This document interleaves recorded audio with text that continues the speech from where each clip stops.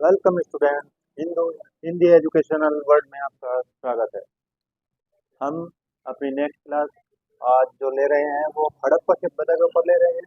मैंने पहली क्लास में हड़प्पा सभ्यता का उद्भव बताया था कि कब से कब तक इसका उद्भव हुआ, इसके नामकरण क्या क्या रहे, इसके बारे में मैंने बहुत सारी जानकारियां दी थी। तो आज का हमारा टॉपिक होगा हड़प्पा अर्थव्यवस्था। हड़प्पा की अर्थव्यवस्था कैसी थी, किन चीज़ों पर डिपेंड करती थी, आज हम देखेंगे वो। तो भारत पहले से ही कृषि प्रधान देश है, तो हड़प्पा की अर्थव्यवस्था भी कृषि पर भी आधारित थी।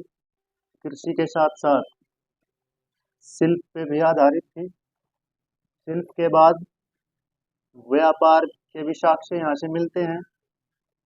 व्यापार के साक्ष्य भी हमें देखने को मिलते हैं। परिवहन, व्यापार होगा तो व्यापार के साथ साथ परिवहन भी देखने को मिलेगा, ट्रांसपोर्ट भी देखने को मिलेगी। उसके बाद व्यापार में दूसरी अहम हिस्सा होता है सिक्के। हड़प्पा सभ्यता से हमें सिक्के भी देखने को मिलते हैं और इसका शहरीकरण भी हमें देखने को मिलता है। शहर भी इसके देखने को मिलते हैं। तो अब हम बात करते हैं अर्थव्यवस्था की। अर्थव्यवस्था में हम सबसे पहले लेके चलेंगे कृषि को।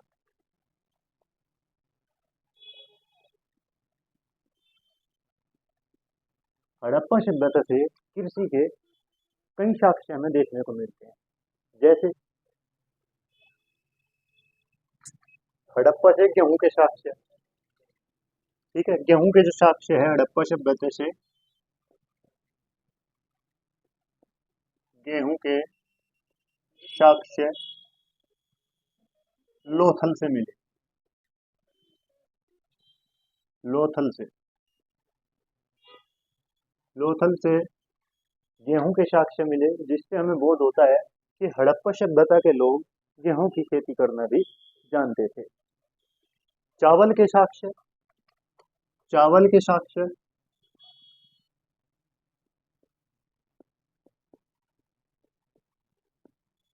बनावली से मिले। बनावली जो मैंने बताया था कि हरियाणा में पड़ता है, बनावली जो मैंने बताया था कि हरियाणा में पड़ता है।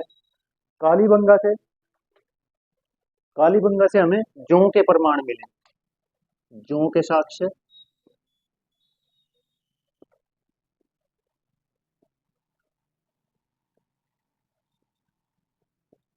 कालीबंगा, कालीबंगा जो राजस्थान में पड़ता है।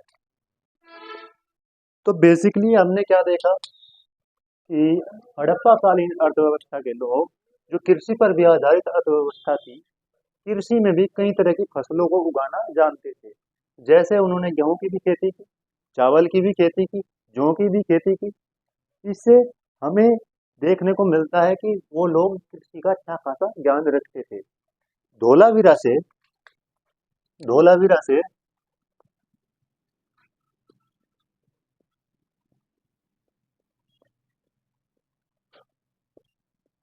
जल प्रबंधन के साक्ष्य,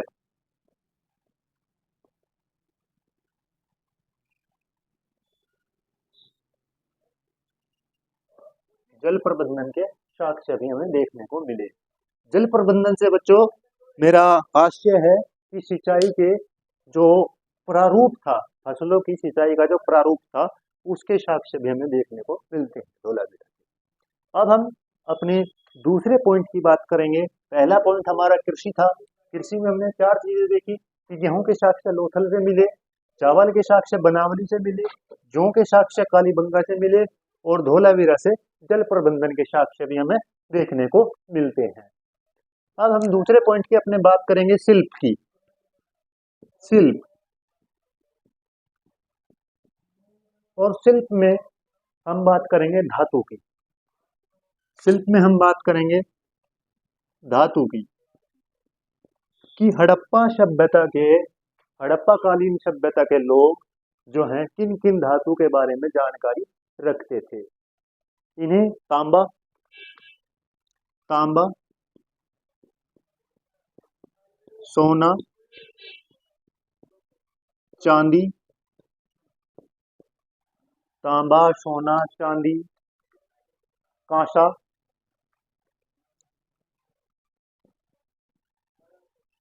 धातु का ज्ञान था, धातु का ज्ञान था। यहीं पे एक चीज नोट करके चलना बच्चों कि सोना, चांदी, कांसा, तांबा जैसी धातुओं को जानने के साथ साथ हड़प्पा कालीन लोग लोहे लोहे के ज्ञान से लोहे के ज्ञान से अनभिज्ञ थे।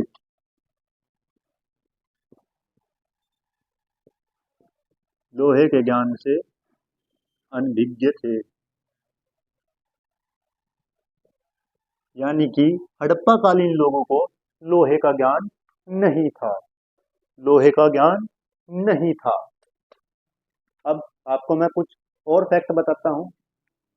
यहाँ से जो इन धातुओं के साक्ष्य मिले वो किस रूप में मिले होंगे। सपोज कीजिए आप कि इन धातु के, मैंने आपको बताया कि शिल्प में उनके पास, मैं पहली बात धातु की ही कि धातु में उन्हें सोना मिला, चांदी मिली, तांबा मिला, कांसा मिला, तो किस रूप में मिले होंगे।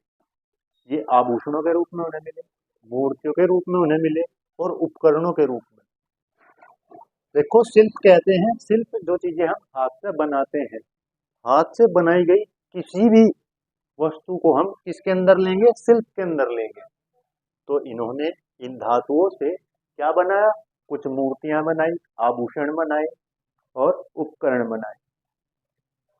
ठीक है।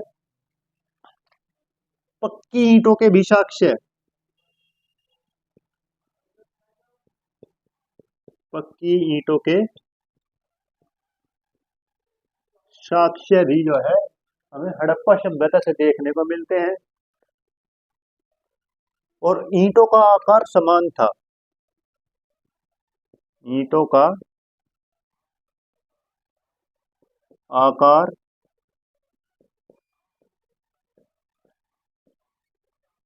समान था, समान यानी कि 4:2:1, 4:2:1, 4:2:1 में था। ठीक है। 4 लंबाई, 2 मोटाई, 1 ऊंचाई। ठीक है। 4 लंबाई, 2 उसकी चौड़ाई और 1 उसकी मोटाई ईंट की। तो सभी ईंटें समान आकार की थी। जैसे आज भी आप देखते हो, आज की ईंटों को एक फिक्स शेप में होती है, तो हड़प्पा काल में भी जो ईंटें यूज की गई वो भी सेम साइज की थी।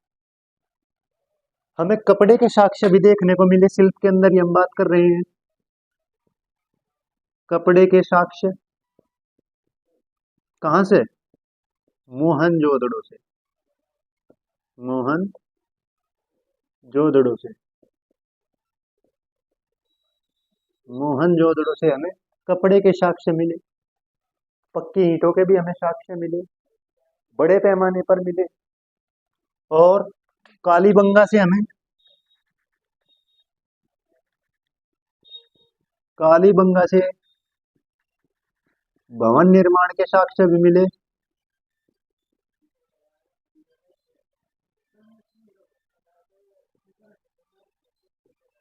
भवन निर्माण के साक्ष्य मिले।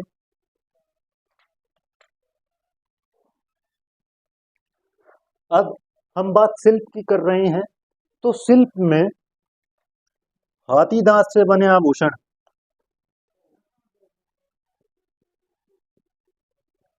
हाथी दांत से बने आभूषण, हाथी दांत से बने आभूषणों के साक्ष्य भी मिलते हैं। हाथी दांत से मिले बने आभूषणों के भी साक्ष्य मिलते हैं। और ये साक्ष्य कहां से मिलते हैं आपको, ये साक्ष्य आपको मिलते हैं लोथल से, लोथल से। तो हम व्यापार पढ़ रहे हैं, व्यापार में, व्यापार में हमने धातु के बारे में पढ़ा, किस धातु का बोध था, किसका नहीं था, लोहे का उन्हें बोध था या नहीं था। पक्की ईंटों के साक्ष्य हमने देखे, ईंटों का आकार भी निश्चित था, समान आकार की सभी ईंटें होती थी। कपड़े के साक्ष्य भी हमें मोहनजोदड़ो से देखने को मिले, कालीबंगा से हमें भवन निर्माण के साक्ष्य भी देखने को मिलते हैं, और हाथी दांत से बने आभूषण भी हमें लोथल से मिलते हैं। इसी के साथ साथ मनका, मन का। अब बच्चों ध्यान से देखते जाना, ये फैक्ट है, कहीं कहीं आपसे पूछ लेगा कि हड़प्पा कालीन गेहूं के साक्ष्य सर्वप्रथम कहाँ से मिलते हैं।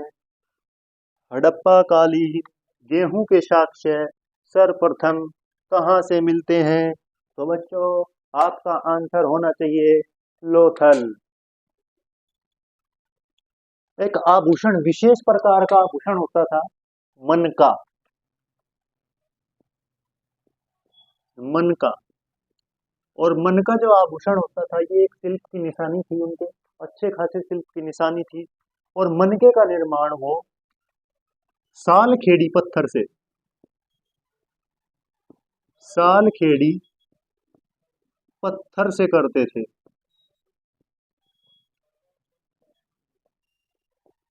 सालखेड़ी पत्थर से करते थे। मनके का निर्माण सालखेड़ी पत्थर से किया जाता था। और मनके के साक्ष्य जो है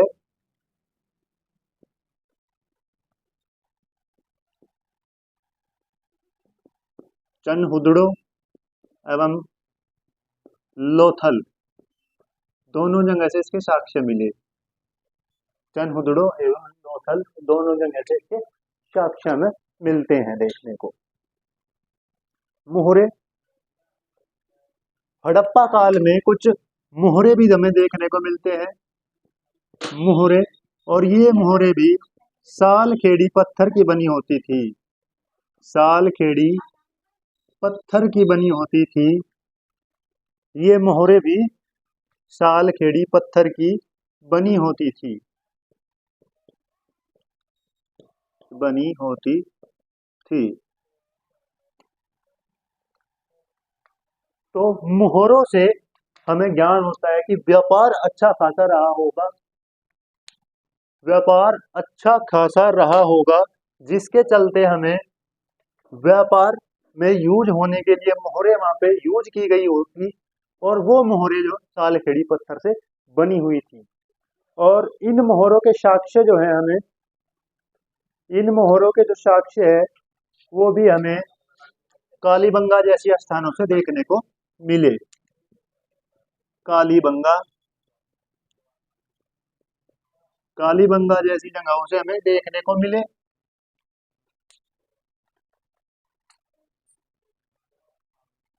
और इन मोहरों पर, जब हम मोहरों की बात कर रहे हैं, तो इन मोहरों पर कुछ आकृतियां थी। इन्हीं मोहरों पर कुछ आकृति अंकित थी, जैसे पशु की आकृति, पशु की आकृति, पशु की आकृति। तो इस मोहर से हम ये आइडिया लगा सकते हैं कि उस समय हड़प्पा सभ्यता में जिन मोहरों पर पशु की आकृति हमें देखने को मिलती है, तो उसका विभाग जो है पशुपालन विभाग से रहा होगा। उस मोहर का, उस मोहर का, जिस मोहर पर एक पशु की आकृति हमें देखने को मिलती है, उस मोहर का सीधा संबंध पशुपालन विभाग से रहा होगा। कहीं कहीं हमें पेड़ पौधों, पेड़ पौधों, पेड़ पौधों की आकृति भी हमें देखने को मिलती है। पेड़ पौधों की आकृति, इससे पता चलता है कि वन विभाग से उन मोहरों का संबंध रहा होगा।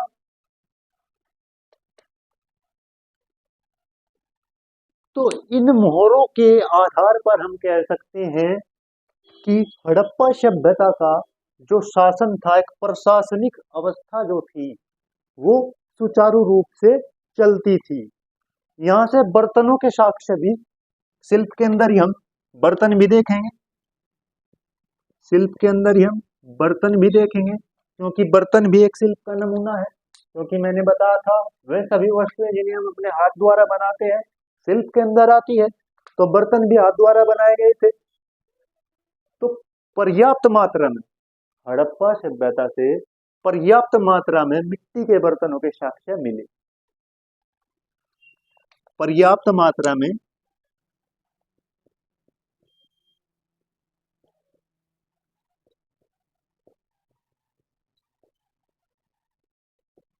मिट्टी के बर्तन, और बर्तन पर लाल व हरा रंग, लाल व हरा रंग देखने को मिला।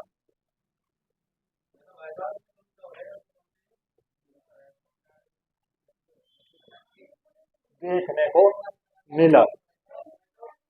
तो बच्चों, आज हमने कृषि और शिल्प के बारे में पढ़ा। हड़प्पाकालीन अर्थव्यवस्था में कृषि और शिल्प के बारे में पढ़ा।